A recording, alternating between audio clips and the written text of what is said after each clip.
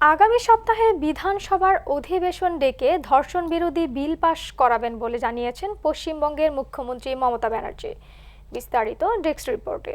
আরজিকর ইস্যুতে উত্তাল কলকাতা। প্রধানমন্ত্রী নরেন্দ্র মোদীকে উদ্দেশ্য করে পশ্চিমবঙ্গের মুখ্যমন্ত্রী মমতা ব্যানার্জি বলেন, কেউ কেউ মনে করেছেন এটা বাংলাদেশ। আমি বাংলাদেশকে ভালোবাসি, ওরাও আমাদের মতো কথা বলে। ওদের সংস্কৃতি আর আমাদের সংস্কৃতি এক। মনে রাখবেন, বাংলায় যদি আগুন লাগান, আসামও কিন্তু থেমে থাকবে না, নর্থ ইস্টও থেমে থাকবে না, উত্তরপ্রদেশও থেমে থাকবে না, বিহার, ঝাড়খণ্ড, দিল্লিও থেমে থাকবে না। আপনার চেয়ারটা টলমল করে দেবে।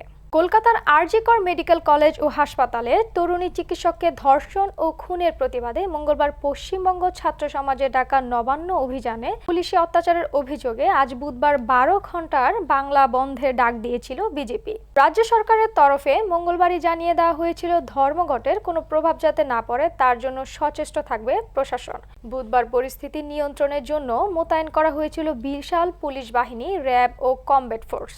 বুধবার পরিস্থিতি নিয়ন্ত্রণের জন্য মোতায়েন করা হয়েছিল বিশাল পুলিশ বাহিনী, র্যাব ও কমব্যাট ফোর্স। এ সময় ধর্মঘটের বিরোধী তৃণমূল কর্মীদের সঙ্গে বিজেপি কর্মীদেরও বচসাও বাঁধে।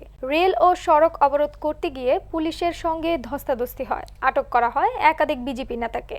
এদিনই আবার তৃণমূল ছাত্র পরিষদের প্রতিষ্ঠা দিবসের অনুষ্ঠান থেকে একাধিক বার্তা দিলেন মুখ্যমন্ত্রী মমতা ব্যানার্জি ও তৃণমূলের সর্বভারতীয় সম্পাদক অভিষেক ব্যানার্জি। মুখ্যমন্ত্রী যেমন ধর্মঘটের বিরুদ্ধে কথা বলেছেন, বিরোধীদের সতর্কবার্তা দিয়েছেন, তেমনি কর্মবিরতি থাকা জুনিয়র চিকিৎসকদের আন্দোলনের প্রতি সমর্থন জানিয়েও স্মরণ করিয়ে দিয়েছেন তাদের পেশাগত দায়িত্ব। অন্যদিকে বিজেপি রাজ্য অরাজকতা ছড়াতে চাইছে, এই অভিযোগ তুলতে গিয়ে আরও একবার প্রসঙ্গ টেনে এনেছেন বাংলাদেশের মুখ্যমন্ত্রী। বুধবারের বক্তব্যের প্রেক্ষিতে আন্দোলনরত জুনিয়র ডাক্তাররা জানিয়েছেন, নিহত চিকিৎসকের জন্য ন্যায় বিচার এবং কর্মক্ষেত্র চিকিৎসকদের নিরাপত্তা সহ তাদের সমস্ত দাবি দাওয়া মেনে না নেওয়া পর্যন্ত এই কর্মবিরতি চলবে।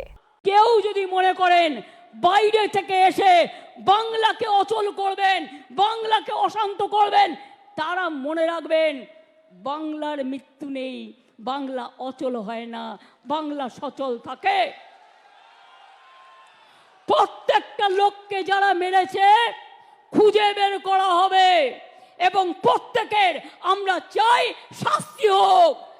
কোর্ট কি করবে আমি জানি না, বিজেপি বললেই কোর্ট ছেড়ে দেয়, মানুষ তো শাস্তি দেবে, এটা মাথায় রাখবেন। আমি মানুষকে কথা বলবো না, আইন হাতে তুলে নিক।